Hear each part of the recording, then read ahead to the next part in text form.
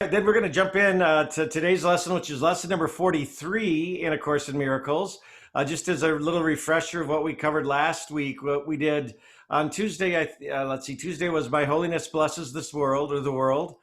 We were talking about holiness a lot last week, and holiness, again, from the purpose of this course is you being whole, like complete, perfect.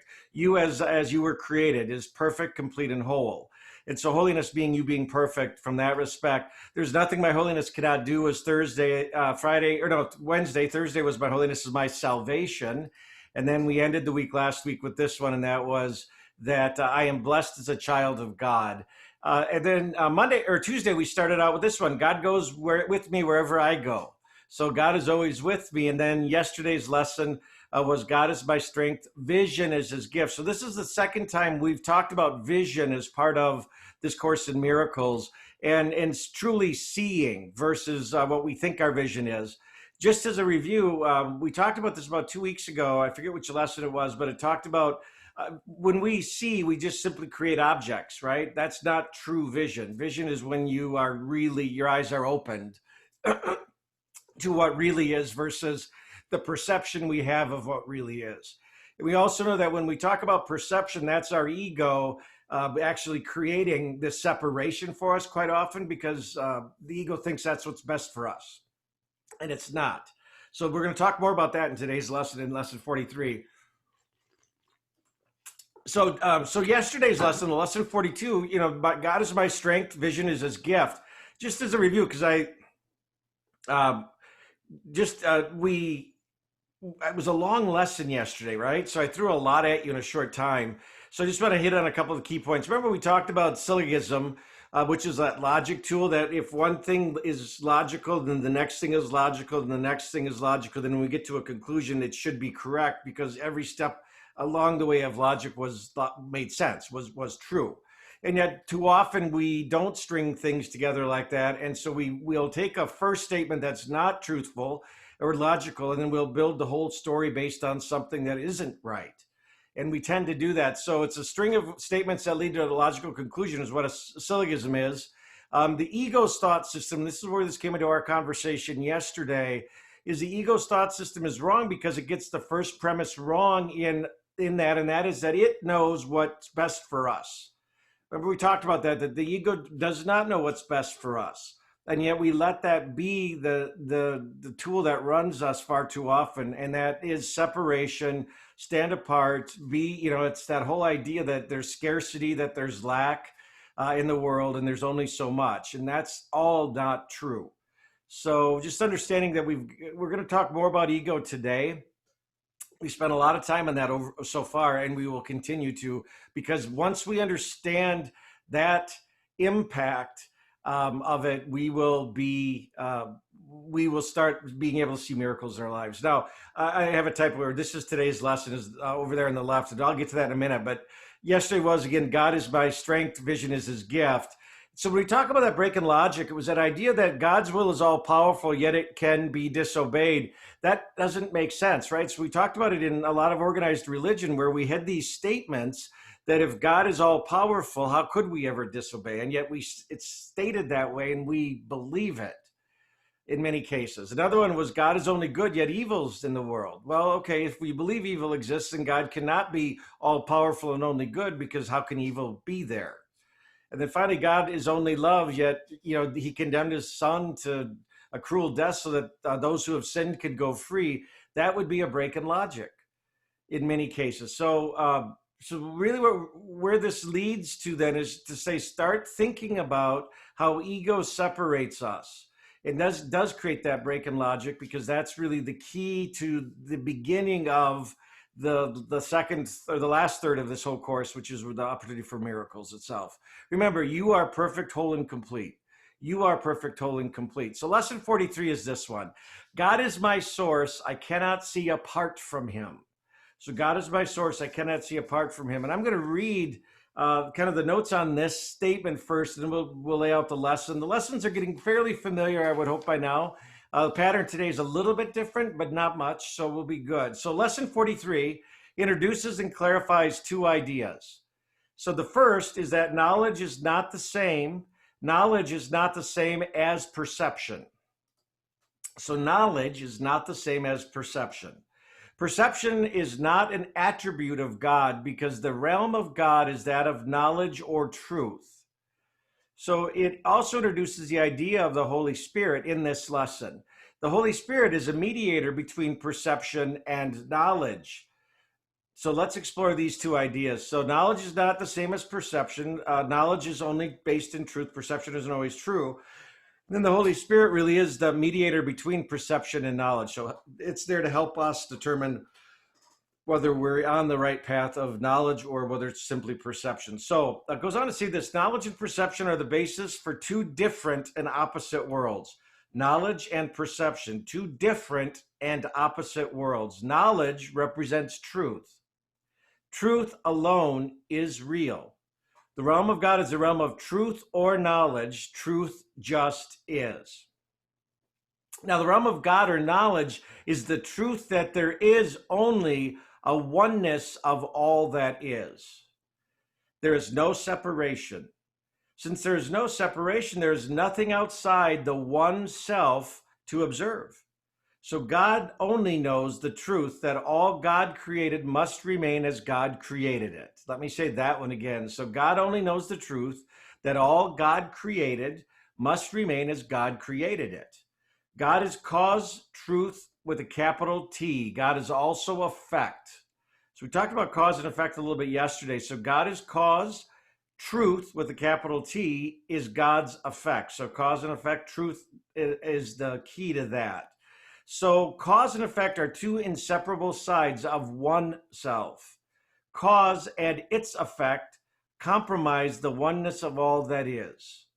This one self is the realm of knowledge and truth. The real world is all God created as God created it. It remains perfect, whole, and complete. Now, the world of perception is based on the false idea that separation exists. This false belief is fantasy, and it has no consequence on the truth. Perception, being false, is therefore unknown to the truth.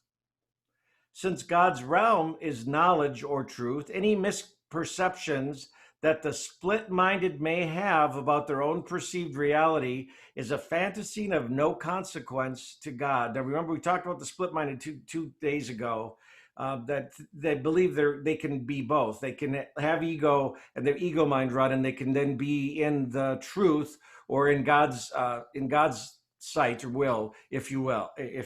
So that's the idea behind that separated or split-minded thinking. That's ego, and that's not God's creation. So God or truth just is and always remains so. It is impossible for your fantasies to hurt or harm God. An effect cannot change its cause. It's a great statement. So an effect cannot change its cause. An effect, however, can be a cause of some later effect, but it has no ability to change its original cause. So it goes on to say perception requires both a perceiver and something to be perceived. In a oneness of all that is, there is nothing outside the one self that should be perceived. The world of perception is based on the misperception that we could be separate from God or the source. This is impossible in truth, since we remain as God created us, perfect, whole, and complete. Yet one can imagine something that is not true. One could imagine a dream in which the dreamer believes he or she is awake. In this case, the dreamer would be unaware of their sleeping state until they were reawakened. It's an interesting concept. So let me say that one again, just so we can kind of get our heads wrapped around it. So yet one can imagine something that is not true. You can imagine it. That's the visions or the objects we create for ourselves. One could imagine a dream in which the dreamer believes he or she is awake. Now, in this case, the dreamer would be unaware that they're sleeping until they are reawakened. Then you'd realize that was a dream where I was awake. We've probably all had something like that. Now, once they realize that they've been dreaming, they would also realize that whatever they had imagined during that dream state had never, ever taken place. Fantasies or dreams have no ability to change reality. So again, fantasies or dreams have no ability to change reality. Reality is reality. Perception of it is sometimes much different. So the world of perception is a fantasy world based on the belief in separation. It is an effect of a misperception of who the Son of God really is. The split-minded believe that they are separate, autonomous beings that have lost their divine birthright. Their divine birthright is the truth that they remain part of that one self, perfect, whole, and complete. So although our fantasies cannot change reality, thoughts raised to the level of beliefs do have the ability to create a fantasy. And that becomes what believers own as their provisional reality. So let me say it again, because we talked about this last Friday, I believe, that how beliefs are created. They're thoughts that we just hold to be true, and we revisit those thoughts so they become instilled in who we are. Then that becomes a belief you might hold. So in the mind of those who perceive themselves to be separate, right, that's the split-minded, their provisional reality becomes their world of perception. So there now appears within their delusional mind to be both a perceiver and something outside themselves to be perceived. This fantasy dream world of perception has been only within the sleeping minds of those who have forgotten the truth of who they really are. Much like the dreamer having a dream that they were awake. They won't know that they're there unless they are awakened. So it goes on to say this, they make believe the world has now become their perceived or provisional reality. So that becomes what they believe as their truth because they've been in it so long. Now, we said the second thing of today's lesson is that the Holy Spirit is your inner guide for the truth. So the Holy Spirit then in this conversation around perception is the mediator between perception and knowledge. Between perception and knowledge. That's the Holy Spirit. Now, the Holy Spirit knows both the truth that you are God's child and the delusion that you are sleeping. Your sleeping mind actually believes you are separate from the one. So it recognizes that both are probably at play. And for most of us, that is a very true statement, right? That we're delusional, that our sleeping minds actually believe that we're separate from the one self. If our egoic mind has been working a long time, that's true for almost all of us. So it goes on to say this, so that the Holy Spirit is your inner guide for the truth. The Holy Spirit is your inner guide for the truth. The Holy Spirit's purpose is to take your misperceptions and then reinterpret them so that the new interpretations better align with the truth. Its task, the Holy Spirit as mediator, is to gently reawaken your sleeping mind to the truth so that you can reclaim your divine birthright. Your divine birthright is the truth that you remain part of the inseparable one self. Your oneness can never be lost. However, you can forget that it belongs to you. One can dream that they are separate, but that dream cannot change that true reality. So that's kind of the basis behind this lesson today. So it says, God is my source. I cannot see apart from him. That's the truth. So here's the context or the text of the manuscript for the lesson. It says, perception is not an attribute of God. Perception is not an attribute of God. An attribute of God is the realm of knowledge. Yet God has created the Holy Spirit as the mediator between perception and knowledge. Without the Holy Spirit as that link with God, perception would have replaced knowledge forever in your mind. With the Holy Spirit as the link with God, perception will become so changed and purified that perception will lead to knowledge. So that's the key to this statement, I think, is right there for today's lesson. So with the Holy Spirit as the link, right, the mediator between God and the way we operate, with the Holy Spirit as that link with God, perception will become so changed and purified that perception will lead to knowledge. So the Holy Spirit as mediator is leading you to the truth, and it's going to help you see the difference between your perception and what is true. So your return to knowledge is perception's function as the Holy Spirit sees it. Therefore, your return to knowledge is perception's function in truth. By return to knowledge, and I'm using the Holy Spirit as that guide for it. Now, it goes on to say, in God you cannot see. In God you cannot see. Perception has no function in God, and perception does not exist with God. Yet in salvation, which is the undoing of the undoing of what never was, perception has a mighty purpose. Perception was made by the Son of God for an unholy purpose. Perception must become the means for the restoration of the Son of God's holiness to the Son of God's awareness. Now, in here where it talks about Son of God, that's not referencing Jesus, that's meaning us. We're the children of God. So they just put it in the masculine for some reason in the manuscript. Perception has no meaning, yet does the Holy Spirit give perception a meaning very close to God's knowledge? Yet does the Holy Spirit give perception a meaning very close to God's knowledge? And the answer is healed perception becomes the means by which the Son of God forgives his brother and thus forgives himself. Again, Son of God being us as God's children. So you cannot see apart from God because you cannot be apart from God. Another great statement, you cannot see apart because you can't be apart. Whatever you do in God, because whatever you think with God's mind. Remember, we are one. We are one. If vision is real, then, real vision versus just seeing, the vision is real to the extent to which the vision shares the Holy Spirit's purpose, then you cannot see apart from God. So if there's alignment, that there can't be that distinction. Now, the lesson for today around this one is that we're going to ask you to do three 5-minute longer sessions, practice periods, if you will. One as early as you can. So again, if you do it first thing in the morning tomorrow, that'd be awesome. One as late as you can today, like right before you go to sleep. And then the third would be undertaken at the most convenient and suitable time that the circumstances and your readiness might permit. So one other one when you feel like you're ready for it. At the beginning of these practice periods, repeat the idea for today that God is my source and I cannot be apart from God. I'd repeat it to yourself with your eyes open to begin with. So eyes open for the start of it. And let's see, I just lost my line here, sorry.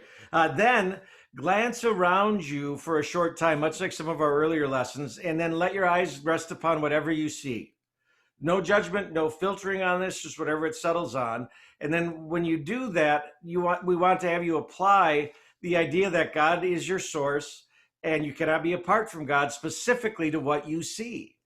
So, and the example says do this 4 or 5 times for each phase. So phase 1 is outside. So with your eyes open, God is my source. I cannot see apart from him. And then look around, whatever your eyes rest upon. Then you might say this: God is my source. I cannot see this desk apart from him or this lamp apart from him. So that's the first one with eyes open. Second phase is where we're going to ask that you close your eyes.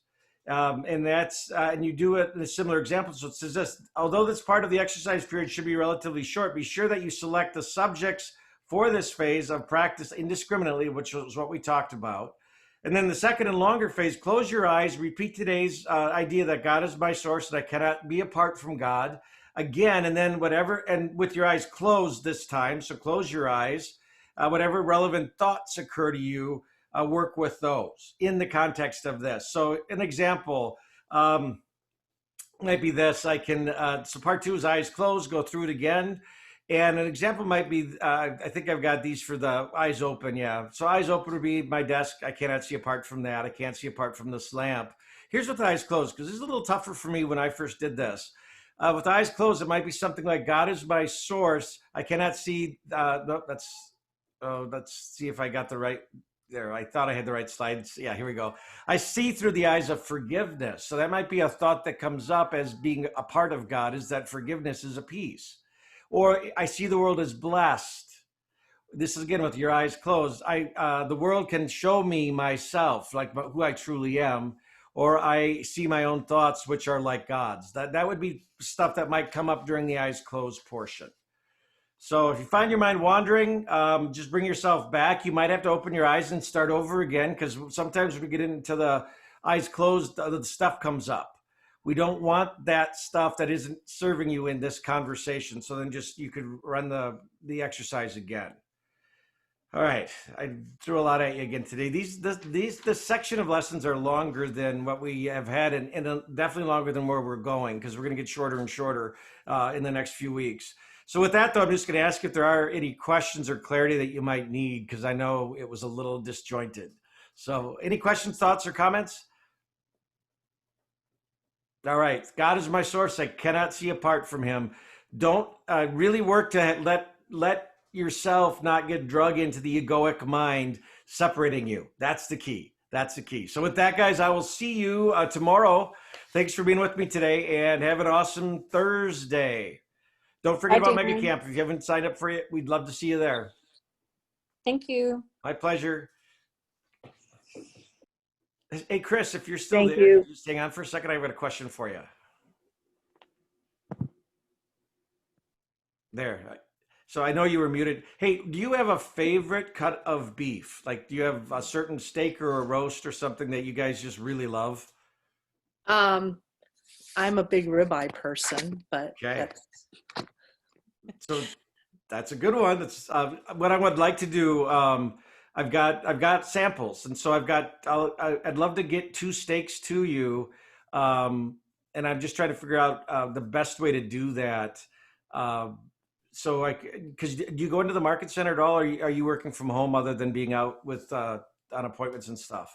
I've been pretty much working out of my home office. Okay. Or today as I listen to you, I'm putting wash away in my bedroom. Okay. So you're upstairs.